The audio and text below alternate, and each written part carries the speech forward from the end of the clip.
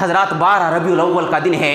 اما عائشہ صدیقہ رضی اللہ تعالیٰ عنہ بیان کرتی ہیں پیارے نبی صلی اللہ علیہ وسلم کا انتقال ہو گیا۔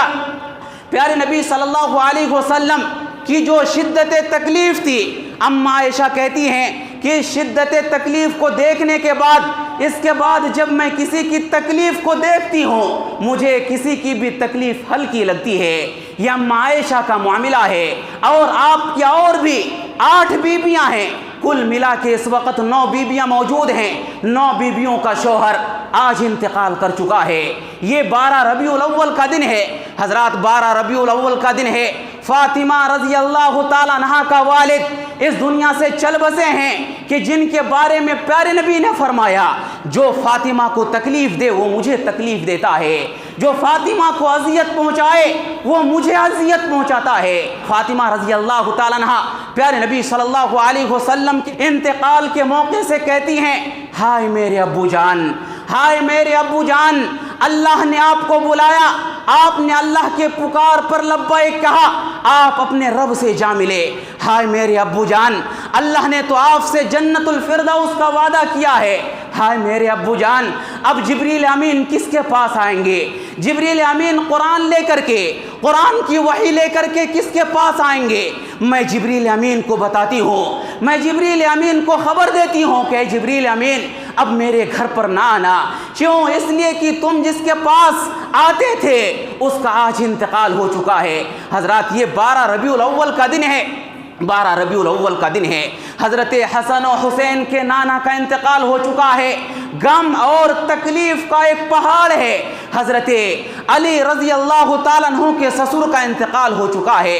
حضرت عمر رضی اللہ تعالیٰ عنہ حواس باختہ ہو چکے ہیں، کہہ رہے ہیں جو بھی نبی کی خبر میرے پاس لے کر کے آئے گا میں اسے قتل کر دوں گا۔ حضرات یہ حضرت عمر کا معاملہ ہے۔ مدینہ والے صحابہ بیان کرتے ہیں کہ جس دن پیارے نبی صلی اللہ علیہ وسلم ہمارے پاس آئے تھے، مدینہ آئے تھے، مدینہ کی ساری چیز روشن ہو گئی تھی۔ اور جس دن 12 ربیع الاول کا دن، یہ وہ دن ہے جس دن پیارے نبی صلی اللہ علیہ وسلم اس دنیا سے چل بسے، مدینہ کی ساری چیزیں تاریک ہو گئی، مدینہ کی ساری چیزیں بے نور ہو گئی۔ حضرات یہ 12 ربیع الاول کا دن ہے۔ اور یہ 12 ربیع الاول کا دن یہ میلاد کا اہتمام کرنے والے یہ میلاد مناتے ہیں، یہ خوشی مناتے ہیں۔ حضرات یہ ذرا اپنے دل کے اوپر ہاتھ رکھ کے ٹھنڈے دل سے یہ سوچیں کہ یہ کیا کر رہے ہیں۔ حضرات سوال یہ ہے کہ کیا یہ سلوک یہ اپنے باپ کے ساتھ بھی کرنا پسند کریں گے؟ ہم ایک مثال کے طور پر آپ کے سامنے اس چیز کو بیان کریں کہ اگر ان کی والد کی پیدائش عین عید الاضحیٰ کے دن ہو اور عین عید الاضحیٰ کے دن انہوں نے ایک بہت بڑا ایک قربانی کا جانور بھی خریدا ہو اور قربانی کا جانور کرنے کے لیے ریڈی ہو، اور اسی طرح عین اسی عید الاضحیٰ کے دن اس کے والد کا انتقال ہو جائے، کیا یہ لوگ عید الاضحیٰ کے دن اپنے والد کے لیے برتھ ڈے منائیں گے؟ کیا یہ لوگ خوشی کا اظہار کریں گے؟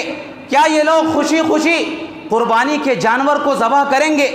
حضرات اگر یہ چیز یہ اپنے والد کے لیے مناسب نہیں سمجھتے ہیں، اگر یہ اپنی اولاد کے لیے مناسب نہیں سمجھتے ہیں، تو حضرات فاطمہ کے والد کے انتقال پر یہ لوگ جشن کیوں منا رہے ہیں؟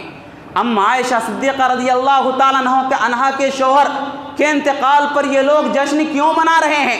حضرات کیا اس دن جشن منانا یہ پیارے نبی صلی اللہ علیہ وسلم کی شان میں گستاخی نہیں ہے؟ کیا یہ توہین نہیں ہے؟ حضرات ایسی چیزوں سے ہمیں اور آپ کو کلی طور پر اجتناب کرنے کی ضرورت ہے۔